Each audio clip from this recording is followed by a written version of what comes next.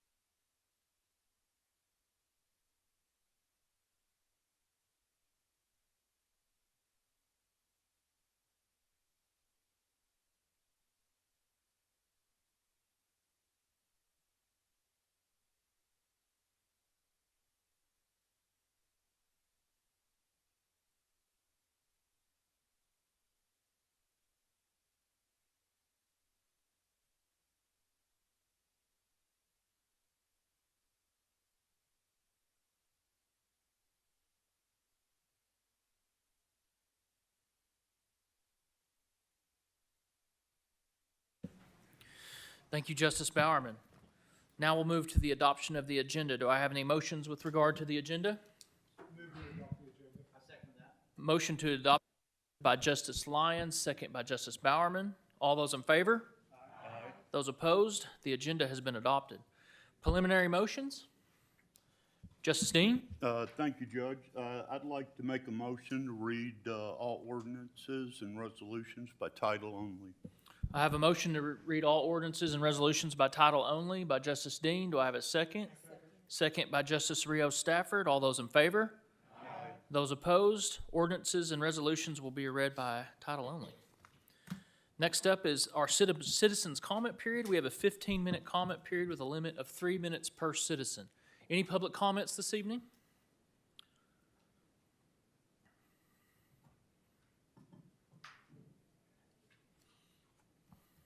Should be there you go. Thank you. Diana Scott, 299 North Platinum in Fayetteville. Good evening, Judge. I speak to you tonight about an issue that's not on the agenda, and I do respect that it is not on the agenda, but it's kind of a catch-22. The Criminal Justice Coordinating Committee is suspended, so it can't be on the agenda because it's not active. But I came across some notes I've made on it, and we have an anniversary tonight. It was 1 year ago tonight.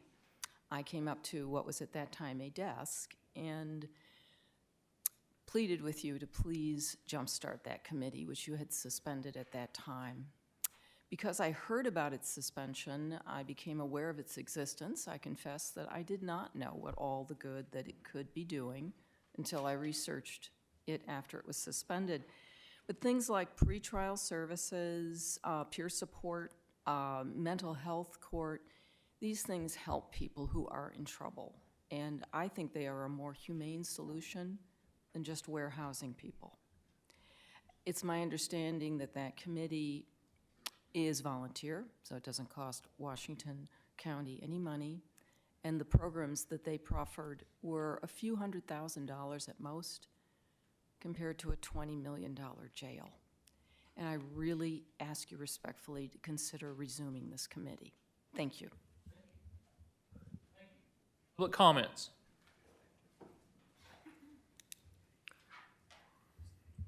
Hi. Okay. Hi, Sarah Moore, Fayetteville, Arkansas. I'm the co-founder and executive director of the Arkansas Justice Reform Coalition. I didn't plant that speaker, but I appreciate building off of the comments about the Criminal Justice Coordinating Committee. I did want to bring back in front of you tonight that the American Rescue Plan Act monies, still at this time, the timeline for the full allocation of those monies is the end of this year, December of 2024. Right now at this time, we have two ordinances that have allocated over $18 million of those that set aside for jail expansion. To date, we've spent over $1 million towards this jail expansion and have no plans that have publicly been put forward, and really have nothing to show for those rescue plan monies that's benefited the community.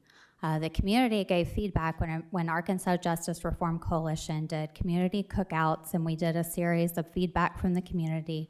The community asked for things like household assistance. If you look at the Northwest Arkansas region, and particularly in Washington County, there's very little rental assistance available in our communities, while we continue to see folks struggling to make ends meet and really struggling to stay in housing. We know that our community is safer and it's cheaper to keep people in their housing. And so I'd really ask for consideration of programs like this. Additionally, what was brought forward when the Criminal Justice Coordinating Committee was together was that they had wanted to bring forward pretrial services. Pretrial services would cost about $500,000 a year to the county. A handful of staff would be able to successfully get a couple hundred folks out of the Washington County Detention Center without harming public safety, actually improving it by putting wraparound services around those individuals and their family, and we would no longer have an overcrowding issue. If you think about that over $1 million that I just spoke about that we've already spent towards the jail, that could have already funded 2 years, and that's an eligible use of ARPA monies. Additionally, as we continue to talk about the housing crisis that we face, housing solutions are a part of eligible uses. And we look at a building like the ACC that's in an area that's highly walkable, close to services and transportation, and there's a tremendous opportunity to really imagine and think about with the community what we could do with a resource like the ACC building to house families, to restore families. Right now, that facility is very flat. It doesn't go up. There's a lot of opportunity for thinking about what we really could do, especially when we think about the investments that are happening with the 71 corridor project that was just approved in the city of Fayetteville, where... Thank you, Ms. Moore. Your time has expired. Thank you very much. Public comments. Any additional public comments?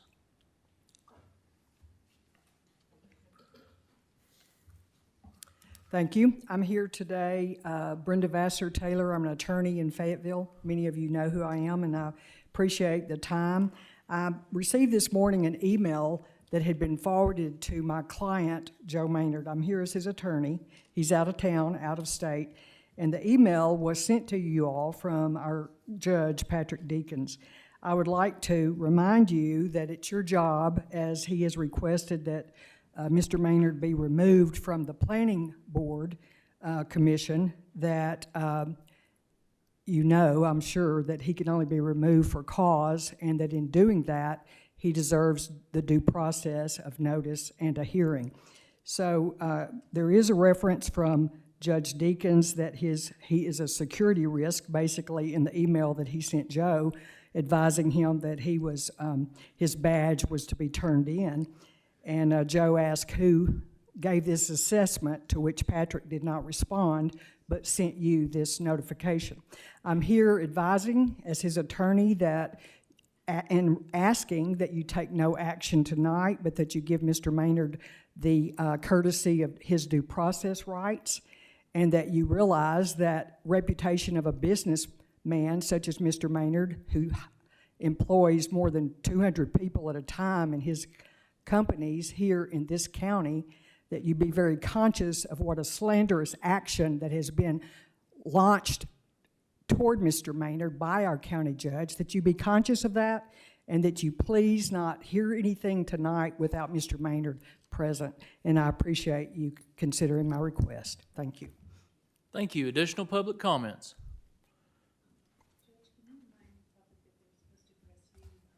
Yes. I've been reminded that you're supposed to address the chair. Please remember to address the chair. That's a blanket statement. Okay, yeah, I always address the chair, you Judge Deakins. I wanted to comment tonight again on some comments I had made before on the proposed 2025 budget, Sherry Main, 15451 Riches Road, Fayetteville. The Environmental Affairs Fund, 1,00702 for $255,835 was in their budget for 2024, and the budget is 0 for 2025. So my question is, did this department merge with another department, or was it just deleted? I think there were 2 employees with that department. The IT fund, budget number 1000115, had a budget increase of 24%. Their budget's up to $608,071 for 2025. And I also, that's enough on the budget, I wanted to revisit the original Whittington Mine agri exemption. I learned through FOIA from the ADEQ that Whittington Mine received their stormwater permit and did not have to go through a cut process because they were given a letter from their attorney given to Attorney Lester that one was not needed due to agricultural. There was a letter sent to ADEQ from Shannon Weathers, which is the consultant for Whittington Mines, and it basically stated that Washington County Attorney wanted an understanding and a clear meaning when the mining is complete that the topography will be at a flat piece of land that will then be used for agricultural, thus being in compliance with the definition of the county land use. The letter was sent per the request of the Washington County Attorney. No response is needed since that was worked out between the councils. This is the new owners of Whittington Mine, and they will be agricultural once the mining is complete. And I wanted to read to you something that I typed up.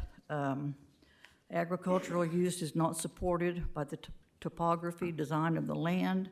After the commercial mining business depletes the material, which shall be chert, gravel, or rock, or soil, the reclamation plan requires the land to be graded, sloped, seeded for grass, and returned to a useful condition. The intent that there will be agricultural use once the mining is complete should not be a determining factor for the current use of the property. Commercial mining is a high-intensity use and would require a CUP. The agricultural use would begin after reclamation is complete. Thank you. Thank you. Public comments.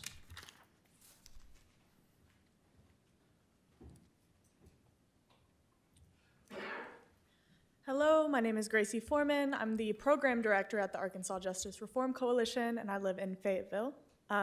So today we had the Judicial Equity for Mental Illness meeting at the Washington County Detention Center, and we heard from representatives and from law enforcement, representatives that are working on mental health court here in Washington County, and what the discussion centered around was the lack of spaces to take people in crisis. What was expressed at that meeting is that there are 2 options right now. One is the emergency room, which is voluntary, and many people choose not to stay in that environment as it can be violent or result in a police interaction. Many people in those spaces are not necessarily trauma-informed on how to approach people in crisis. And the other option that is presented is jail. And that was something that was expressed as a concern from law enforcement and from this new mental health court that's nearing in January 2025. So I'm just here to urge there to be some sort of discussion on the crisis stabilization unit. The funding is there, the building is there, and just some sort of explanation or update on where things are going, what processes are being taken to implement that, and to bring that resource back into our county, because it's obviously something that people in this field are expressing a need for. Thank you. Thank you. Public comments.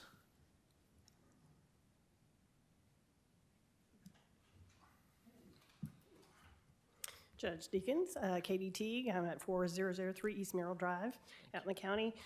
Just here representing Extension, just wanted to call attention that we have ballot issue guides. Extension puts these out. They're unbiased descriptions. We have 3 big ballot issues. If you're watching TV, you're very aware of number 2. But this boils things down into a very digestible what a vote for and against means. Again, unbiased, shows what opponents and supporters say.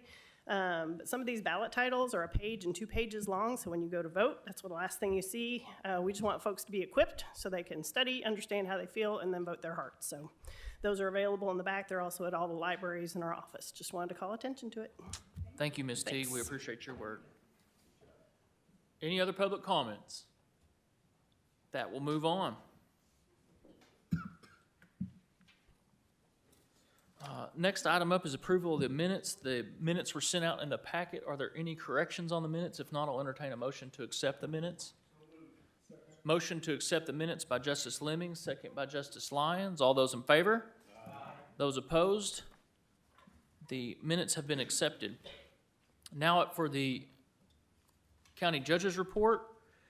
First of all, I want to thank the staff of the Washington County Extension Office, not for just for the snacks tonight, but just for all the incredible work that you guys do. I know your staff does a wonderful job, and I appreciate you guys very much.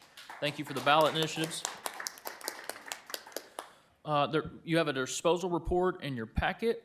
Now just for some updates around what's going on in the county. First of all, I want to express that we're once again in prayers with Benton County and the city of Rogers and the fire they had yesterday. I know they continue to see setbacks. I also want to thank all the Washington County departments who responded with mutual aid to go assist with that situation. We always consider that an honor, and we always know that if the shoe was on the other foot, we would receive that from Benton County. So I want to thank those departments for doing exactly what their passion is.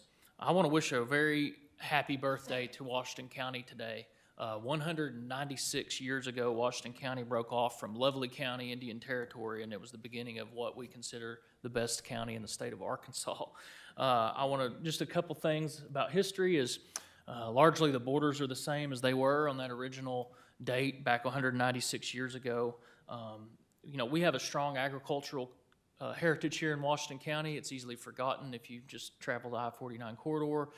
Once again, we were the top apple exporter in the nation. So here's looking at you, Lincoln, and we understand now where that heritage comes from. While we've moved courthouses a couple times, Fayetteville has always served as our county seat. We were the host of 3 Civil War battles. So the battles of Fayetteville, Prairie Grove, and Cane Hill. And then also right out in Cane Hill was, of course, the site of the state's first university and also the state's first public library, and I was not aware of that particular notion. So happy birthday, Washington County, and I want to say she still looks beautiful at 196 years old. So I love Washington County, and I hope you guys love it as much as I do. I had the honor of going to the Arkansas 911 Board, held their monthly meeting at the Washington County East Annex today. What we were able to do was illustrate to them our PSAP consolidation. So PSAP is the Public Safety Answering Point. That's an acronym. A few years ago, the Arkansas legislature passed Act 660, which was the Public Safety Act of 2019, which consolidated PSAPs around the state to a total number of 77. What we had to do here in Washington County is the Washington County Sheriff's Office consolidated with Central EMS, and so now both of those agencies are dispatching out of the Sheriff's Department. Newly renovated dispatch center down there, which you guys allocated some money for. We even spent some of our ARPA money on that. We're proud to say that we stand behind that decision because that's going to benefit everybody in Washington County. I want to give hats off to Central EMS's team, the Washington County Sheriff's Department team, and our Department of Emergency Management for helping us through that PSAP consolidation. It went off rather seamlessly.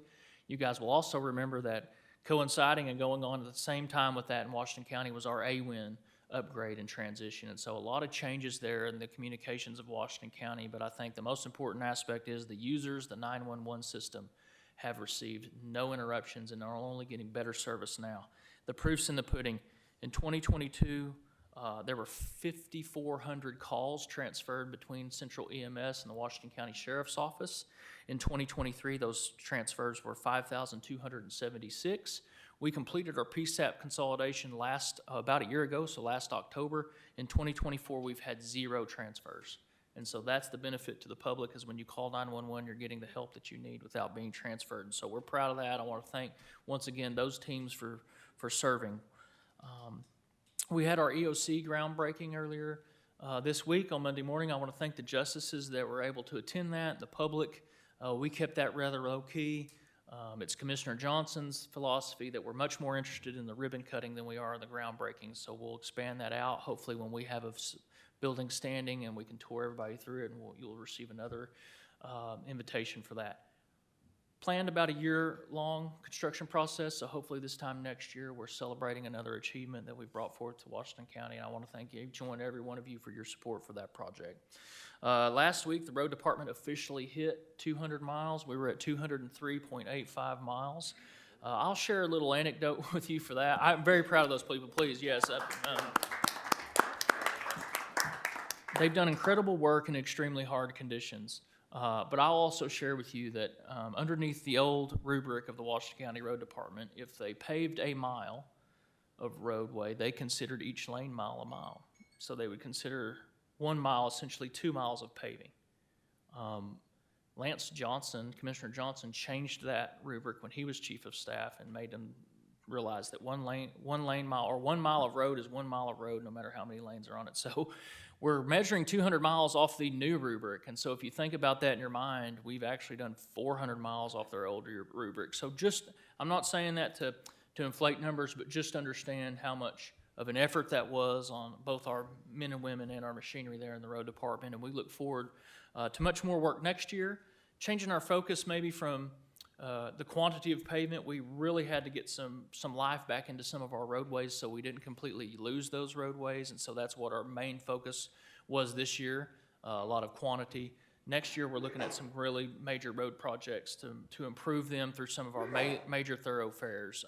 Buddy Elkins, Garland McKee is on that list. We're going to need some neighbor participation and some help there to receive some right-of-ways so that we can widen those roads, and we look forward to doing that for the citizens next year. And so more big news coming up in improvement projects, hopefully over the next few years. You guys received an email with some information that Ms. Carol Morales with Upskill provided my office the other day. Guys, that is an investment we made through some of our ARPA money on the very front end of this process, and I want to say that that program is running well. They're looking to expand that program and bring it to even more students. Right now, though, 112 active students, 44 have been employed, 13 graduates are seeking employment, and we have 15 ready in the pipeline to start next semester. So we continue to see real benefits out of that group, and I want to thank you guys again for your support of that. Supplying healthcare workers here in Washington County that are very needed. I want to give just a shout out to Election Commissioner Price and her team down there at the Election Commission. Of course, they're gearing up for another big election here in the next couple weeks, over the next couple weeks. And I want to thank her whole team, just extremely professional. She runs a very professional operation down there. And I also want to thank all of her team and, of course, all of our volunteers and our poll workers that come here to the county and help us assist and letting everybody's voices be heard through the voting process. And so if you see her or see that team, if you want to send her a note, I think those are always appreciated. She does a very fine job down there, bringing those elections to the people. Finally, I have a planning board appointment tonight I wanted you guys to consider. Bob Daugherty was previously on our planning board. He's one of the owners of Legend Realty. I believe his service, from my memory on the planning board, was pretty exemplary, and I think he's going to bring us a lot of good knowledge and now experience to this board. And so with that, I would entertain a motion to accept Mr. Daugherty upon the planning board. Moved by Justice Dennis, second by Justice Dean. All those in favor? Aye. Those opposed? I appreciate Mr. Daugherty and his service, and I will look forward to him rejoining the board. Thank you so very much. And with that, we're going to move on to the rest of the agenda. Next up, we're going to have item number 8, which is an employee insurance discussion with Mr. Angel. As we knew last week, Mr. Angel couldn't be here, but he's here this evening to cover some things both currently and prospectively with our health insurance program. Mr. Angel? Thank you, Judge Deakins. The first page that we have here is our normal cash flow that we look at every month. We're going to go a lot deeper than the actual cash flow this month, but I did want to bring the attention to that because though we can't control claims, what we can control is our contract. So if you'll look at the green highlighted area at the bottom, it shows our average Blue Cross and Blue Shield contracted savings of almost 64%. Those numbers move a little bit depending on the procedures that our employees have done. But overall, 63.8 of Blue Cross and Blue Shield is about the top of the line. That's probably about the best contractual savings we're going to see. So we do feel like that Blue Cross has definitely done their portion in helping us gain discounts in the procedures the employees get. The second thing I'd like to point to is our RX rebates on the far right of the sheet over here. If you look at the $634,000 we've received back in rebates and divide that against the 1.7 million in drug claims, that comes to 36.5%. Once again, how many specialty drugs our employees take has a lot to do with the rebates. Specialty drugs have higher rebates than generic forms of drugs, but we usually see a rate between 20 and 30%. So again, I believe we have a very strong contract with our PBM to get up to 36.5%. So as we get into the claims spend and kind of where we are year to date and what we're looking at next year, I did want to kind of keep one eye back on our contracts, and I feel like we've been very well served by our vendors there.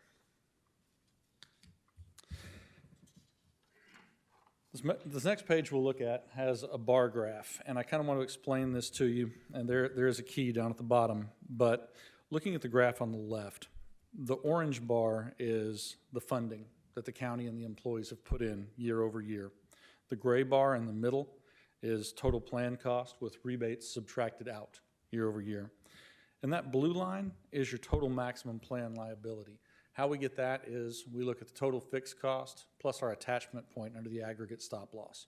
Our aggregate stop loss policy is what tells us where we are no longer responsible for claims as a county. The reinsurance company comes in and they pick everything up out of that. We haven't had a year where our aggregate stop loss has kicked in, but unfortunately, and we'll go over this in some later slides, I believe it will kick in this year. I say unfortunately, it's unfortunate we had that many claims, but it's a good thing we have that protection there because it limits our exposure, all right? On the right hand of this, we're going to see the year-end balance of our insurance account. Basically, this is our reserve, okay? And you can see back in 2021, that balance ended over $3 million. 2024, we believe that will end right around $2.2 million or 2.3, depending on if you want to round that up. But the point is, you can see we've had some rough years, claims-wise, each year. I do want to go back to the left for just a moment because this funding is only based on active employees.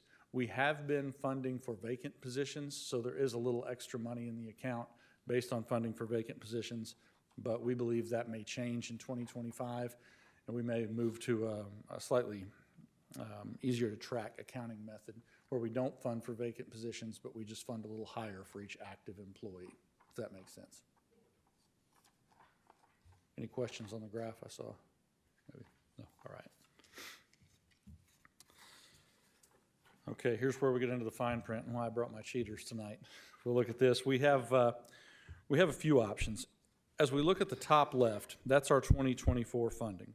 And you see those lines at the bottom, the orange there says vacant. So you can see we've received $542,000 from funding for unfilled positions at the county, basically. The number that is the most important is highlighted in yellow there. That's total funding of $6.1 million, okay? If you go directly down from that, we have two different funding options. Basically, the one on the left is a 4-tier funding option. The one on the right is a 1-tier funding option. They both come out to approximately the same number. The difference is how we fund folks who elect employee only versus employee spouse, employee children, and family. My personal recommendation is probably to go with the one on the right, which is 1-tier funding. We fund everyone the same regardless of how many folks they elect to put on their health insurance, if that makes sense. So what I'd like to do is kind of go over the one on the right. The one on the left is the same, just realize the numbers are skewed just a little, but again, the bottom line is about the same thing. What we're recommending here is as opposed to going from our current funding, which is $645.88 for each employee, plus that little over $500,000 for vacant positions. The purple box here shows no funding for vacant positions, but funds $832 for each active employee. As you move down and see the the yellow box at the bottom here, you're going to see an additional fund. So we have 2025 funding of $6.9 million, but right below that, you're going to see 2024 estimated reinsurance reimbursement of $700,000. I said we'd get back to aggregate stop loss. That's what that is. That's how much we estimate that we will receive back from our stop loss provider in April. That number could go up or down depending on our claims throughout the end of 2024. Quite candidly, last I spoke with Judge Deakins, we were discussing this. It's going to come back to us one way or another. I don't think there's any way we can avoid having that aggregate stop loss hit. But if that number is lower, it's because we spent less than projected in the fourth quarter. So either we won't spend that money in the first place or we will get it back through the aggregate stop loss, if that makes sense. So you'll see, once we've added that $700,000 basically back to our budget next year, our recommendation for additional funding from the county is $739,455. We're also considering or recommending some plan changes from the employee funding, which would add another $69,000. All in, the total next year for funding would be $7.6 million versus the 6.1 this year. But again, that does include $700,000 back from the stop loss provider. Most of these numbers strictly come from claims. We do have a higher attachment point next year on our aggregate stop loss, and that's because we did hit it this year.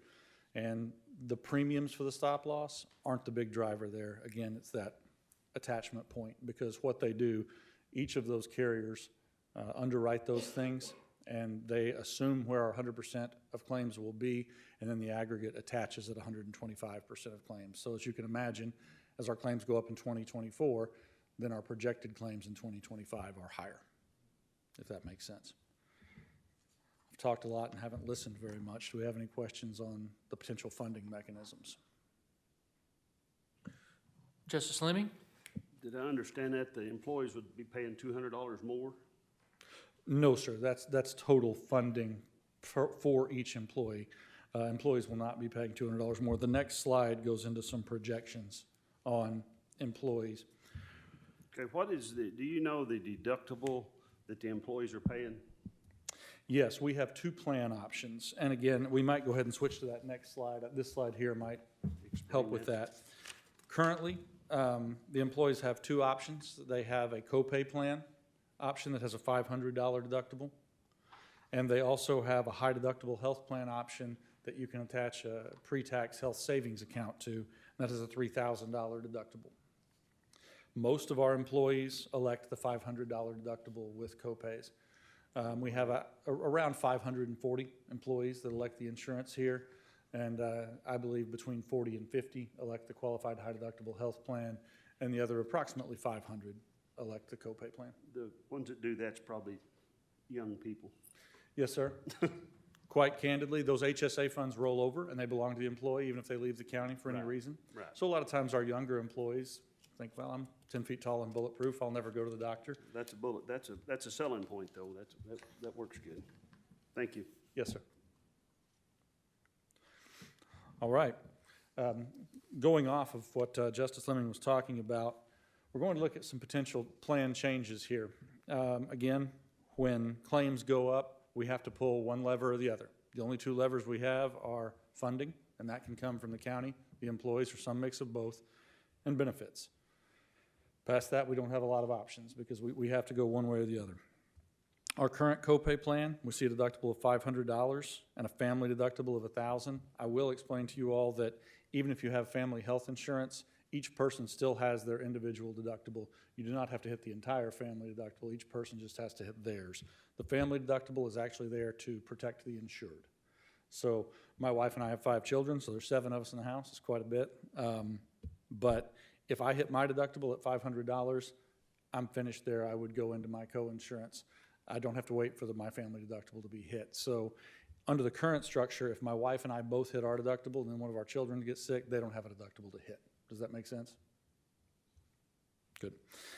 So the proposed plan option for 2025 would be to put that to $1,000 and $2,000 for individual and family deductible. The out-of-pocket max would actually stay the same on that. And what your out-of-pocket maximum is is basically everything you've paid. It's your deductible payments, your co-insurance payments. Once you've hit your deductible, if you're in network, it goes to 80-20. So the insurance company covers 80%, the employee covers 20. Also, your co-pays go towards your out-of-pocket max as well. So each time you go to the doctor and spend that $30, that goes towards your out-of-pocket.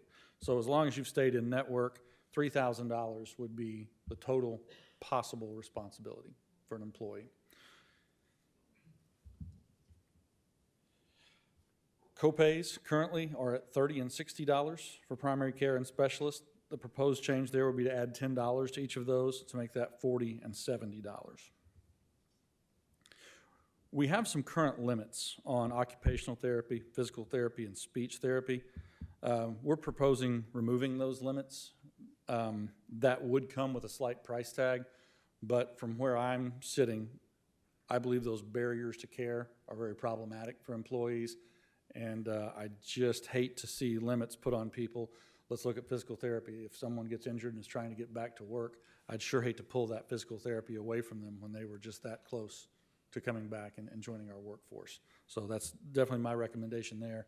I do want to be clear there is a cost for that, but I believe that's a nominal cost, which is well outweighed by the reward of allowing people to continue their therapy. Prescriptions, we have a $5 copay on generics currently. The recommendation is to continue with that. I don't think we ever want to discourage folks from taking generics. They're exponentially less expensive than formulary and specialty drugs. Our second and third classifications are at 35 and 60. The proposed movement there would be go to 45 and 70. And then those specialty drugs, those are the ones that are wildly expensive to the plan. They do drive those rebates, but we're only getting 36% of that money back, which still leaves quite a bit of spend. Recommendation there would be from $150 to $200. I'll give an example of that. We've discussed that around this horseshoe before, which is GLP-1s, semaglutides, Ozempic, Mounjaro, Trulicity. They're very popular with type 2 diabetics. They're popular because they work, just being quite candid. They also help folks lose weight. The issue with them being they're about $1,000 a month, okay? And if we're looking at that funding, just those shots under either funding mechanism take up more than we're funding there. When we did our reprice for the pharmacy RFP last month, we discovered that 18.1% of our folks were on those GLP-1s. So we're glad for them to have them. It's a much better drug, it appears, in the marketplace than metformin and some other things that were there before. But we have to take into consideration that 18.1% is really driving a lot of our pharmacy spend on the other side. So definitely recommend considering a slight increase in the employee contribution there. Wellness requirements. So what this is... Just a second, I think we had a question. I don't want to stop you. Justice Lemmy? Apologize. Do you have any other medications that any of your employees take that cost a lot more than that? Yes, sir. Because I got a daughter that takes about $65,000 a month worth of medicine. Yes, sir. And There are so- drugs that cost exponentially more than GLP-1s. The issue with GLP-1s is usually the amount of people who are on them. So there is a few in the county that's like that too, that's got lots. Yes, sir. Okay, thank you. Yes, sir. Sometimes those will go back under the medical, some of the cancer drugs, some of the things that are taken with IV, MS drugs, things like that. They're incredibly expensive, but they're put back under the medical because they're given with an IV from a medical professional. Thank you, Justice. A wellness plan is something that as we see claims go up, we recommend taking a look at. I will not blow smoke at you guys and tell you that if you implement a wellness plan, your claims are going to cut in half next year. That's not going to happen, okay? This is a very, very long-term proposition here, and quite candidly, everyone will not buy in. It won't happen, okay? What we like to do, though, is try to incentivize folks to buy into that, to look at their wellness, and to give them a carrot. Because honestly, we try to avoid the stick as much as we can because it doesn't traditionally motivate people long term. But if you're giving something to someone, they see it as an incentive, we feel like that does motivate folks. And I'll tell a brief story about a larger city, City of Little Rock in Central Arkansas, where 2 years ago on their broker we implemented a wellness program. And in doing this same type of recommendation that we have here, we were able to double the amount of employees who went in each year and did their wellness check, okay? Getting a wellness check is not a miracle cure, but You can catch folks at a pre-diabetic level, okay? Maybe get them to lose a little weight, find a way to help them out a little bit so they don't get on the GLP-1s, right? Find somebody with that elevated blood pressure, get them on some blood pressure meds before we have a cardiovascular event, like a stroke, something like that. Does two things: keeps our costs down long run, and it also helps the quality of life and the health of our employees, which is very important as well. So the wellness requirement, what we would recommend year one is definitely keep it simple. Quite candidly, just get folks to go in for that wellness exam. Regardless of which health plan you're on, your wellness exams are covered at 100% by the medical plan, so there's no out-of-pocket cost for the employee if it's coded as wellness. And then we give them $15 a month a discount on their health plan for both them and their spouse if they go and do any form of wellness check. The final thing I want to speak to is spousal coverage. Quite candidly, 90% of my job is looking at numbers, okay? I spend a lot of time looking through data, looking through spreadsheets, and unfortunately, we find that spouses are a pretty big risk, all right? Especially spouses who have health insurance offered to them at their employer, but choose to be on our health insurance. The reason we traditionally see that happen is because counties and even cities, local government have stronger health plans than the private sector. So if my wife has health insurance offered to her, paid for through her employer, but I'm choosing to put her on Washington County's health insurance if I were an employee here, the reason I'm doing that is because, most likely, because she utilizes the health insurance, and we've done the math and decided the extra expenditure to put her on Washington County's plan is going to be made up for in having a $500 to $1,000 deductible instead of having a $4,000 or $5,000 deductible in the private sector. So a recommendation that we've had in several of our plans is this wouldn't affect the high deductible health plan because no one is putting their spouse on a high deductible health plan to get stronger coverage, right?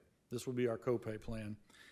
If the spouse is offered coverage through their employer, but they elect to take the county's plan as primary health insurance, we would recommend a surcharge of $40 a month.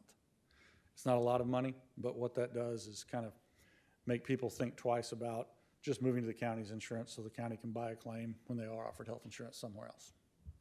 All right. Any other questions on this slide? I think we've kind of gone through it. All right. This is the final page, and Human Resources Department and Judge Just a second, Deakins. Mr. Angel, I think we did. Justice Lyons, do you have a question, real?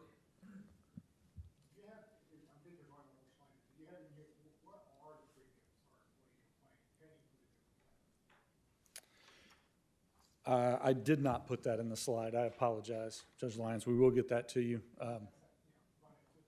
Absolutely. I apologize for that. We should have put that in here. Justice Simons? Thank you, Chair. Mr. Angel, I went to the wrong slide. So if we make these proposed changes, like how and when are those changes communicated to county staff? Is that? I got really handsy and knocked your mic off. Will you push that button on the very right on the bottom? There you go. Thank you, sir. Thank you, Judge. Great question, sir. So first off, those changes would go into effect January 1st, right? And they would be communicated to employees through open enrollment. Each year, JTS staff comes out and meets with each county employee to go over any plan design changes and allow them to make their open enrollment elections, change dependents who's on the plan, change coverage levels if they'd like to. But we provide each employee with an employee benefits booklet that has all the changes in writing, and then also have a verbal conversation with them to answer any questions. Awesome. Thank you. Yes, sir. Justice Dennis? I'm probably getting the cart before the horse, but I had it happen to me one time, to use myself instead of using an employee. I've had my insurance go up so much that it offset my raise, and I actually made less money that year. Mm-hmm. So is that going to be the case here? Or what's the net going up out of their pocket? Yes, sir. That's a great question, Justice Dennis. It is possible, and I have seen that happen before as well. I don't know what raises folks are getting, and a lot of that would depend on which Sure. health plan they offer, but When we have very bad health years, or we aren't able to give much in raises, that does happen. And could happen here, depending on the other factors. So is the 40 a month increase is what you're saying? That No, so the $40 a month would be a surcharge only attached to Oh, employees okay. whose spouses elect the plan, who the spouse is offered coverage through their employer but turns it down. What will be the average that you're recommending? What's it gonna cost the employee? So currently, I misspoke earlier, Justice Lyons, when I said that I did not have their plans. I do. If you'll go back to this slide with the three different options here. Top left shows what employees are currently paying. On the copay plan, employee only is $56.01 per month. And the high deductible health plan costs those employees $35.29 for employee only. If we look down at the bottom left, this is proposed for next year. So that $56.01 in the copay plan would go up to $60. So it'd be a $3.99 increase. And the high deductible health plan would actually go down. We're trying to incentivize younger employees to get on that, hopefully become consumers of health care. That would go down to $15 a month. The loss ratios we see on that plan are much lower, I believe, due to consumerism. So we want to reward those employees and possibly steer more folks over there. Now, you'll see those numbers do go up to get slightly larger if we add more people to the plan. Going down to family, currently it's $452 and a penny, and we would be recommending $470 for the family plan next year. So that would be a difference of about $28. So do the math for me. What was that a month? $28 for the family insurance. 28 $28. a month? Yes, sir. Okay. That's not too bad considering Yes, sir. healthcare and everything. It's unfortunate. We always hate to pass any cost on to our employees, but for family insurance, $28 a month, which is taken out pre-tax, hopefully wouldn't chew up their entire raise for the month. I'll say we're very cognizant of that. We're trying, the reason we're talking about these different mixes of coverage and these different changes in coverage thresholds is we're trying to minimize that impact to the workforce. And you can see that even under these changes that we're making, the county would still be picking up the employer would be picking up the considerable portion of these increases. And so that's what we continue to try to do. I think if you guys are, context is important.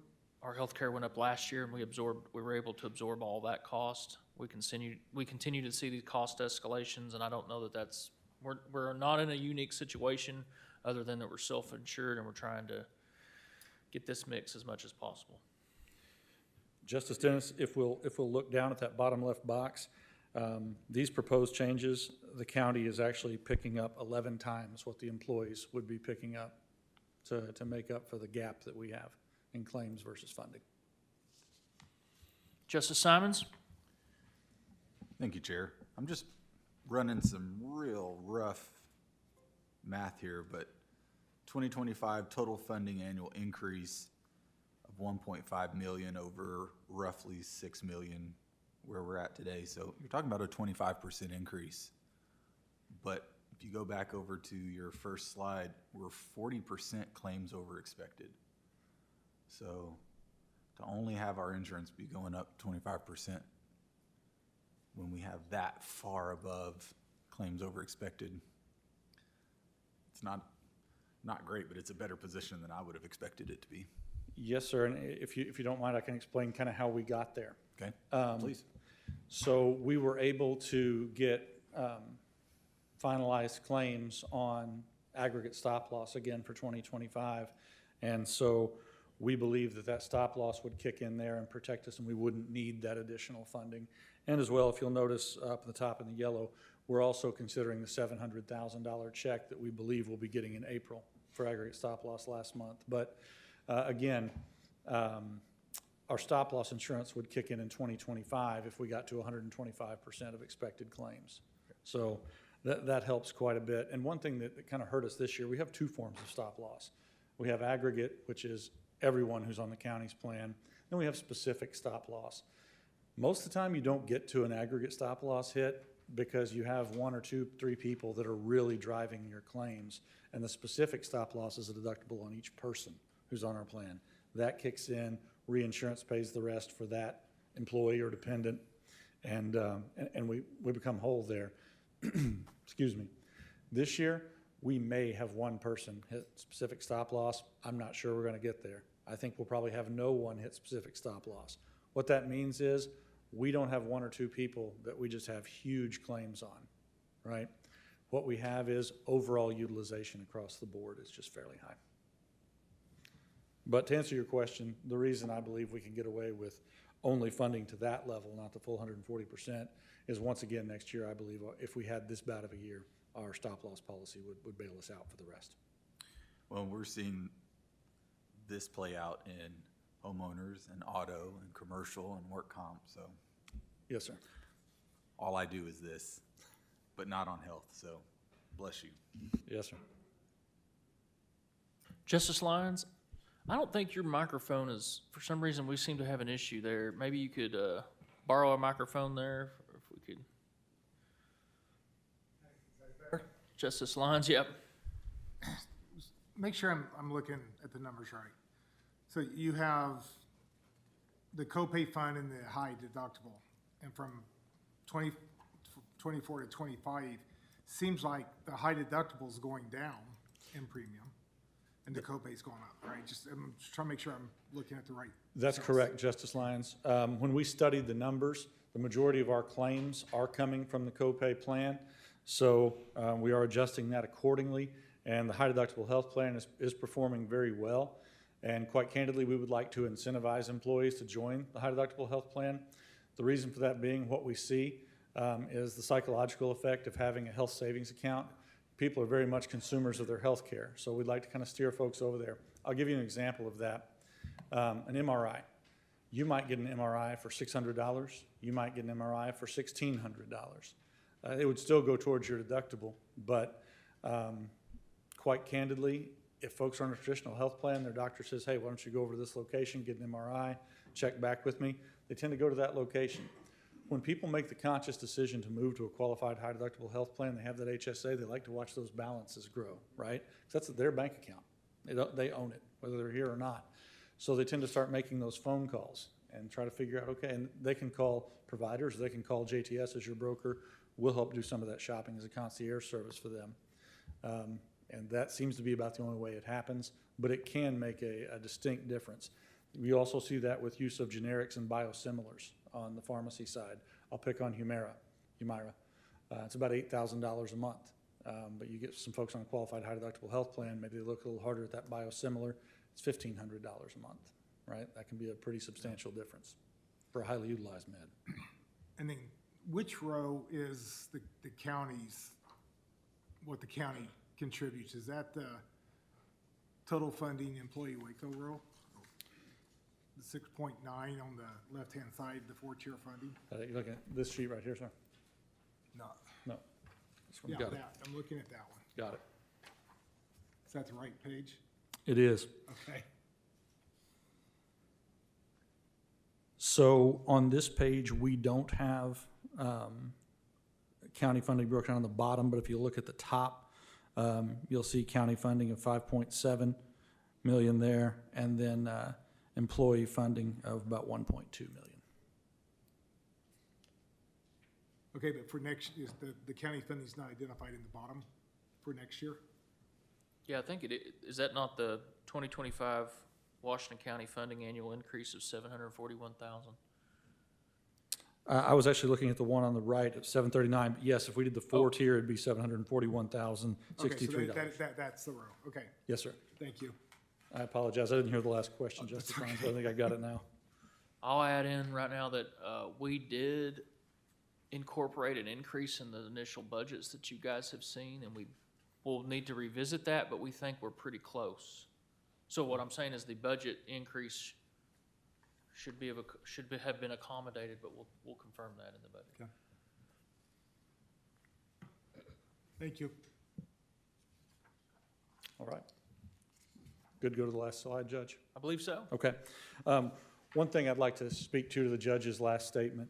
That's kind of the reason we like to get together with you guys on a monthly basis and update you as to where we are. Because that way when the Human Resources Department brings their budget for the next year, they're educated and you guys are educated on where our spend has been. And it's not just a shock once a year when we come around and say, oh, look, we're gonna need $700,000, right? This last slide basically shows the way fully insured works versus self-funded. Obviously, we're on a self-funded plan. We had a question a couple weeks ago of would it be cheaper to go fully insured? I seriously doubt it, in my professional opinion, is the answer for that. Because quite candidly, what you do with self-funding is you take all of the different pieces of a medical plan. Regardless if you're fully insured or self-funded, you must have a third-party administrator. They pay your claims, they make sure your discounts are applied properly. You have to have a pharmacy benefits manager. They do the same on the RX side, which is becoming more and more important. Obviously, we must have a network, back to that 63, 64% we're saving with Blue Cross. That allows you to kind of hold the hospitals and providers in check on how much they can charge. And by the way, if you have an in-network provider, they cannot balance bill the employee. If they go out of network or if you didn't have a network, they could bill the employees whatever they would like, garnish their pay, go after them, things like that. You do pay stop-loss premiums, but those are baked into fully insured plans too. Carriers purchase stop-loss. So you have your administrative fees, all that stuff is in there. Quite candidly, if you have a bad year, it's pay me now or pay me later, right? If we're self-funded, we're paying those claims. If you're fully insured, they're gonna get you plus some on the back end. And quite candidly, to let you under the hood on the consultant side, the carriers actually pay consultants quite a bit better on the fully insured side than they do the self-funded. The real trick on self-funded is, A, we get to control our rebates. We have over 500 eligible employees. That's the key. That's the only way we can carve out that PBM and write our own contract. Blue Cross or UMR or Cigna, whoever we happen to be with, we're Blue right now, they can't control what we get out of those pharmaceutical rebates. They're a complete pass-through. The county receives all those rebates back and they go into the insurance budget, okay? The second thing is when we have good years, this has not been one of them, but we have had good years in the past. If you have a good year and you're fully insured, there's extra money left in the bucket. Where's that money go? Back to the carrier, right? You've paid it in premiums, they keep it. As a self-funded plan, if we have a good year, that money stays right here with the county. So when you're over 500 employees, in my opinion, being self-funded is about the only way to go. Judge, unless there's any questions, I think that wraps us up on my slide deck. Questions for Mr. Angel?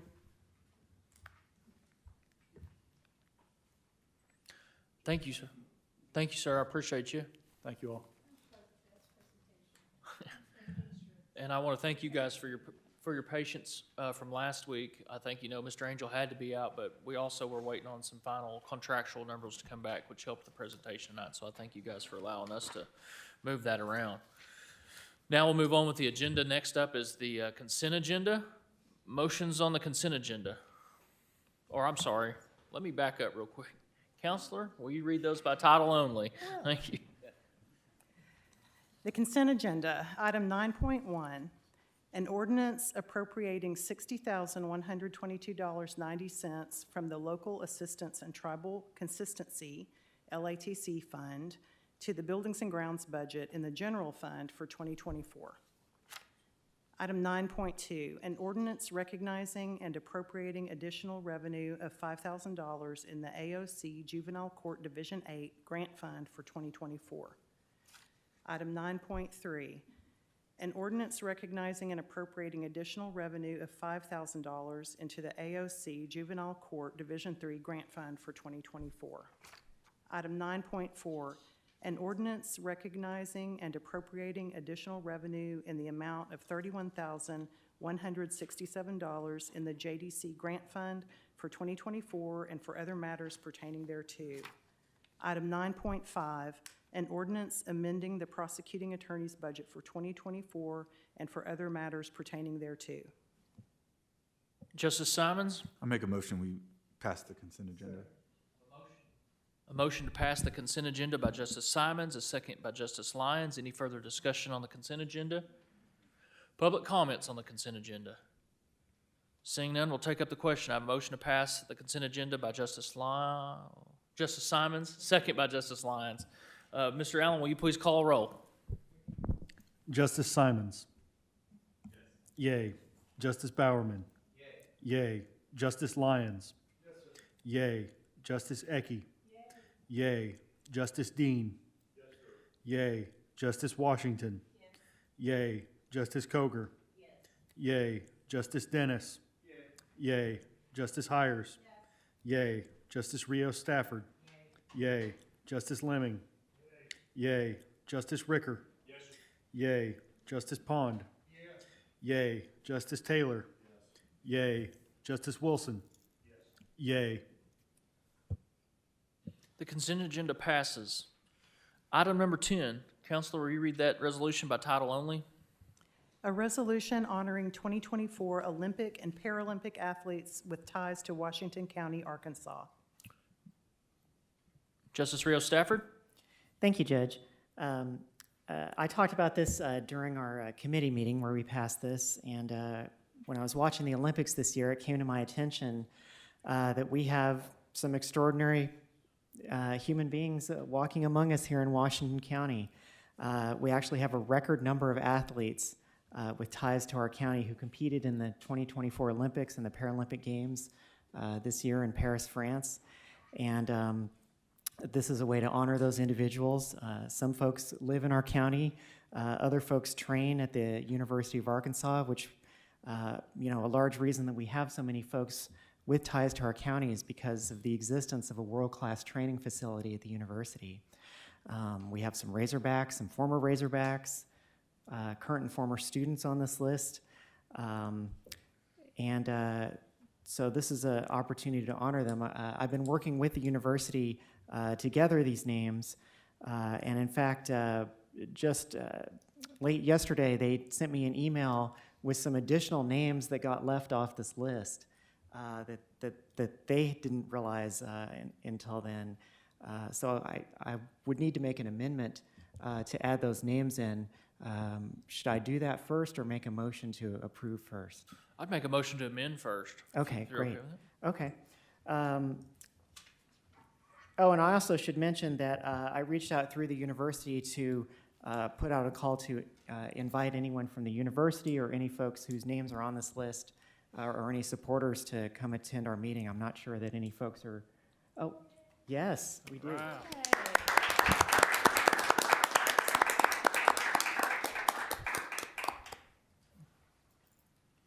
Thank you very much for your incredible achievement.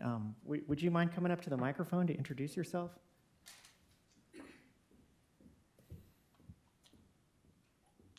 Hello, my name is Felicia Sane, and I'm the Associate Athletic Director for Academics and Student Athlete Okay. Development. I'm the Secondary Sport Administrator for Men's and Women's Track and Field. Thank you. Thank you very much.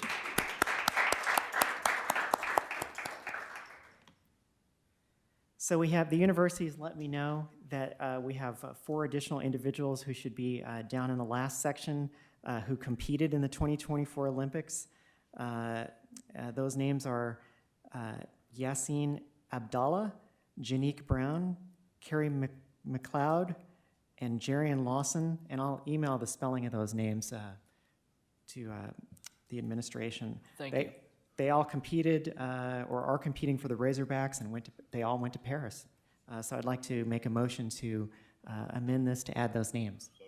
Motion to amend by Justice Rios Stafford. I heard second by Justice Dean. All those in favor? Aye. Those opposed? The item is amended. Great. And with that, I'd like to make a motion to approve this resolution. I have a motion to pass as amended by Justice Rios Stafford. I heard second again by Justice Dean. Any further discussion by the group? Justice Ecke? Thank you, Judge. I would really like it if Justice Rios Stafford or County Attorney would read their names individually in honor of their great achievement, if you don't mind. Justice Rios Stafford, would you like to take that honor? Yes, I would. Thank you, Judge.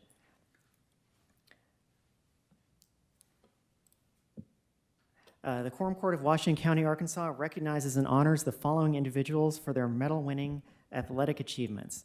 Amber Anning, an Arkansas Razorback who picked up 2 bronze medals as a relay team member for Great Britain's mixed 4x400 meter relay team and its women's 4x400 meter relay team.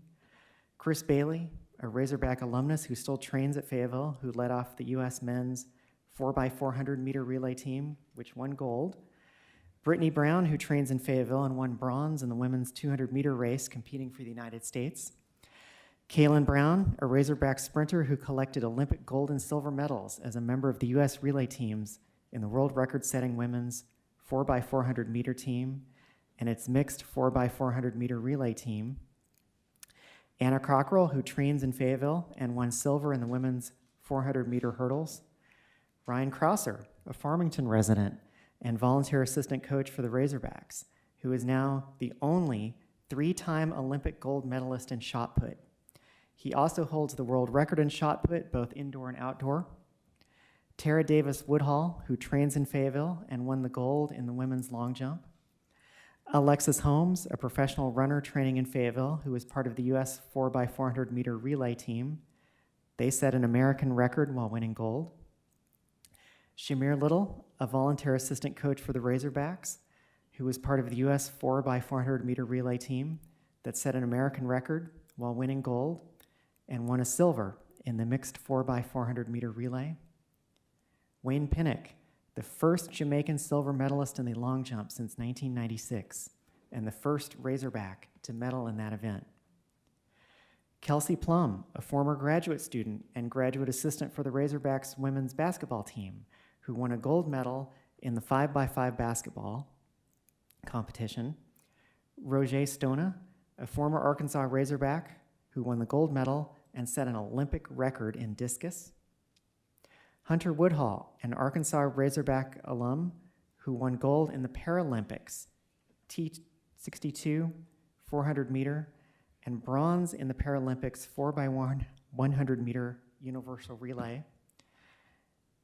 And these following individuals who competed and or qualified in the 2024 Olympics: Romaine Beckford, Talia Brooks, Nico Echevarria, Maria Fossey, Rachel Glenn, Jaden Hibbert, Nikki Hiltz, Anna Hopkin, Sanu Jallo, Andronetta Knight, Gabby Lopez, Shafiqua Maloney, Akara Nugent, Aiden Owens Delerme, John Nye, I'm going to try to pronounce this, Parent Chief, Nikisha Price, Jocelyn Robertson, Cindy Simber, Tina Sutej, Isabella Whitaker, Gianna Woodruff, Yassine Abdallah, Janique Brown, Carrie McLeod, and Jarian Lawson.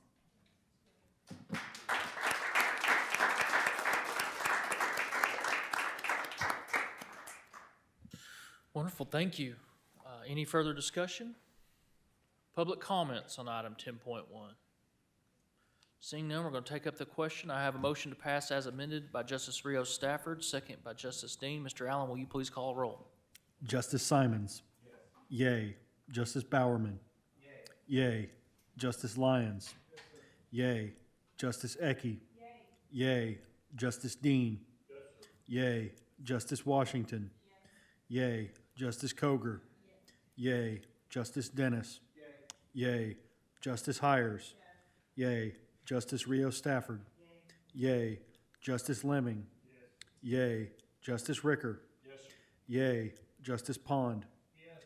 Yay. Justice Taylor. Yes. Yay. Justice Wilson. Yes.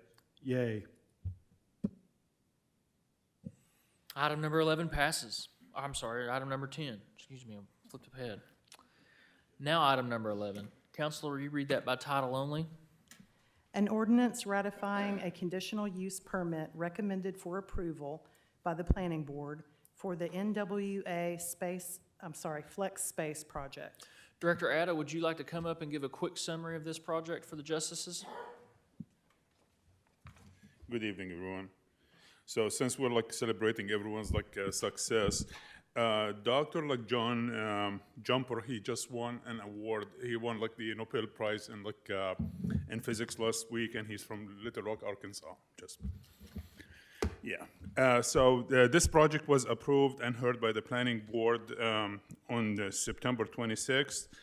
The applicant is. He came before the board and he was approved for a similar project in the same area. He is proposing, he is going to be using like 5 acres for this business, building like 2 separate buildings. Each one of them is about like 12,000 square feet. They're going to be like multiple tenants in them, so different spaces. And he's going to have like a parking lot that's going to accumulate up to like 20 spaces. And the hours of operation is going to be from 7:30 a.m. to 4 p.m. And we haven't received any complaints from any of the neighbors, and it's on 4/12. So that's where like everything is headed. I know we're having mic issues over there. Justice Lyons, you want the floor first, and we can use Justice Ecke, and then I'll have you have the floor to say. Okay, I'm sorry. Great. Justice Lyons?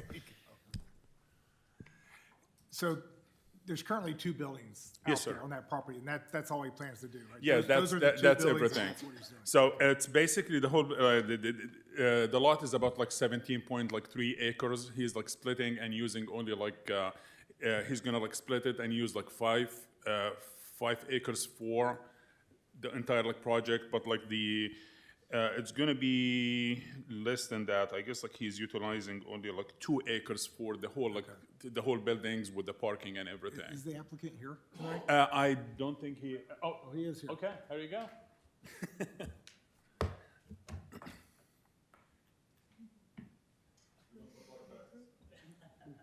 Just a quick question. So I watched, Good evening. I'm sorry, I'm filling in for Titus, my business partner. My name is Justin Hoover. Okay, that's fine. So I watched the planning board. Yes. The only complaint you had is you had a neighbor that there was some loud music and. Yes. Now, just trying to confirm, the thought was you had in your lease agreement with your leasees that they would only be there certain hours and the noise would be kept to a minimum.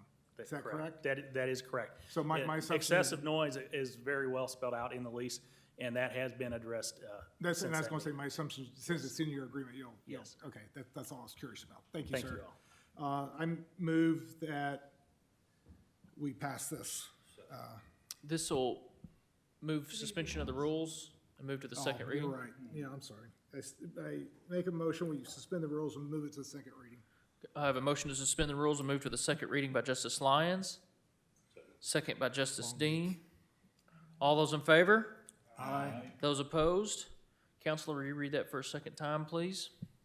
An ordinance ratifying a conditional use permit recommended for approval by the planning board for the NWA Flex Space Project. Justice Lyons? I move we suspend the rules and move it to the third and final reading. I have a motion to suspend the rules and move to a third and final reading by Justice Lyons, second by Justice Dean. All those in favor? Aye. Those opposed? Counselor, will you read that for a third and final time? An ordinance ratifying a conditional use permit recommended for approval by the planning board for the NWA Flex Space Project. Justice Lyons, are you prepared to make a motion to pass? I move that we pass this. I have a motion to pass item number 11 by Justice Lyons, a second by Justice Dean. Any further discussion by the group? Any public comments on item number 11? Seeing none, we'll take up the question. I have a motion to pass by Justice Lyons, second by Justice Dean. Mr. Allen, please call the roll. Justice Simons. Yay. Justice Bowerman. Yay. Justice Lyons. Yay. Justice Ecke. Yay. Justice Dean. Yay. Justice Washington. Yay. Justice Koger. Yay. Justice Dennis. Yay. Justice Hires. Yay. Justice Rios Stafford. Yay. Justice Lemming. Yay. Justice Ricker. Yay. Justice Pond. Yay. Justice Taylor. Yay. Justice Wilson. Yay. Item number 11 passes.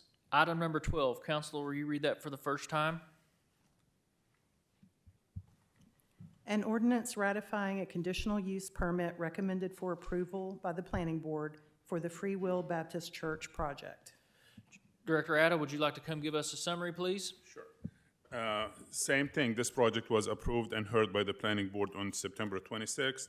The applicant is proposing an additional assembly hall south of the existing sanctuary for his church. The building is going to be about 6,000 square feet, utilizing 0.75 acres of the property. There are going to be 3 employees, and the service is going to be Sundays and Wednesdays only, and we haven't heard any opposition from any of the neighbors. And the applicant is here if you have extra questions. Justice Ricker? Motion to suspend the rules and place on second reading. Motion to suspend the rules and place on a second reading by Justice Ricker. I heard second by Justice Simons. Is that fair? Second by Justice Simons. All those in favor? Aye. Those opposed? Counsel, will you read that for a second time? An ordinance ratifying a conditional use permit recommended for approval by the planning board for the Free Will Baptist Church project. Justice Ricker? Motion to suspend the rules and place on third and final reading. Motion to suspend the rules and place on a third and final reading by Justice Ricker, second by Justice Simons. All those in favor? Aye. Those opposed? Counselor, will you read that for a third and final time? An ordinance ratifying a conditional use permit recommended for approval by the planning board for the Free Will Baptist Church project. Motion to pass. I have a motion to pass by Justice Ricker, second by Justice Lyons. Any further discussion on item number 12? Any public comments on item number 12? Seeing none, we'll take up the question. I have a motion to pass by Justice Ricker, second by Justice Lyons. Mr. Allen, please call the roll. Justice Simons. Yay. Justice Bowerman. Yay. Justice Lyons. Yay. Justice Ecke. Yay. Justice Dean. Yay. Justice Washington. Yay. Justice Koger. Yay. Justice Dennis. Yay. Justice Hires. Yay. Justice Rios Stafford. Yay. Justice Lemming. Yay. Justice Ricker. Yay. Justice Pond. Yay. Justice Taylor. Yay. Justice Wilson. Yay. Item number 12 passes. Item number 13. Counselor, will you read that by title only? An ordinance denying a conditional use permit recommended for denial by the planning board for the Red Hawk project. Director Ada? Yes, sir. This project was denied on August 22nd by the planning boards. 4 voted against, and I believe 2 members voted for. So the project, I spoke to the applicant's legal representative the second day on Friday after this project was denied and explained the appeal process, and I told him it's going to be 30 days and walked them through, send them the application, and he said we'll get back with you if we decided to. The day of the deadline, it was September 21st, he called me and says we're not pursuing any litigation or anything. So basically they said this project is going to be dead and they're going to be moving their stuff out. So, and that is just to ratify the denial. Thank you, Director Ada. Justice Ricker? One question to start with. Does this require 3 readings also? Certainly does. Motion to suspend the rules and place on the second reading. I have a motion to suspend the rules and move to the second reading by Justice Ricker, second by Justice Lyons. All those in favor? Aye. Those opposed? Counselor, will you read that for a second time? An ordinance denying a conditional use permit recommended for denial by the planning board for the Red Hawk project. Motion to suspend the rules and place on third and final reading. Motion to suspend the rules and place on the third and final reading by Justice Ricker and a second by Justice Lyons. All those in favor? Aye. Those opposed? Counselor, will you read that for a third and final time? An ordinance denying a conditional use permit recommended for denial by the planning board for the Red Hawk project. Motion to pass. Motion to pass by Justice Ricker, second by Justice Lyons. Further discussion? Justice Lemming? Well, that's not on that. I want to say something before we finally get done tonight. That's all. I'm sorry got in the middle of that. Okay. We read it for the third time, right? Any other discussion on this item? Any public comments on item number 13?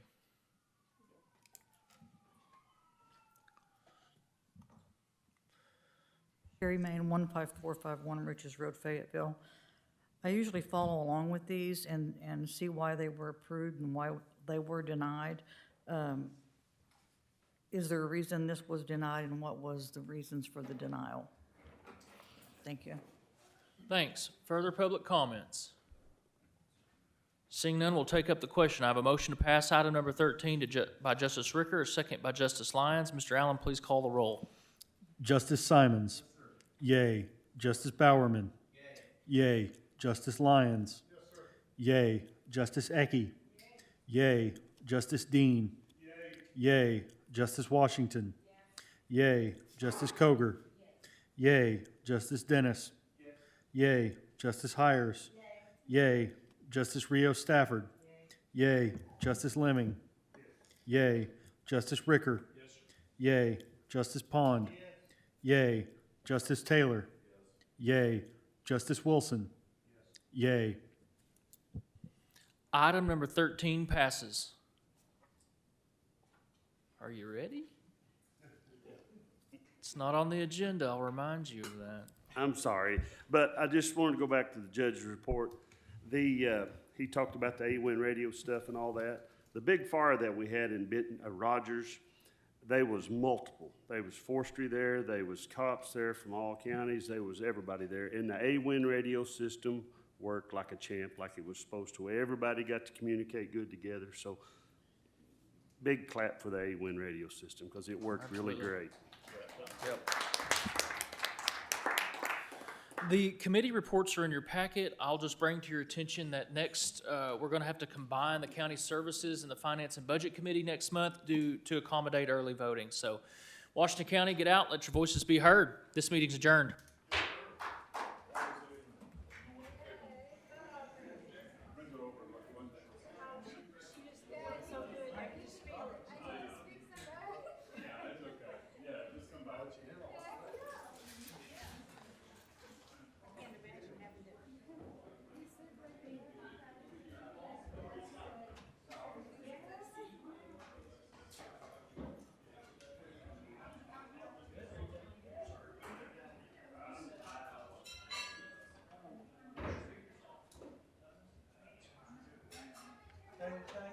Have a nice evening.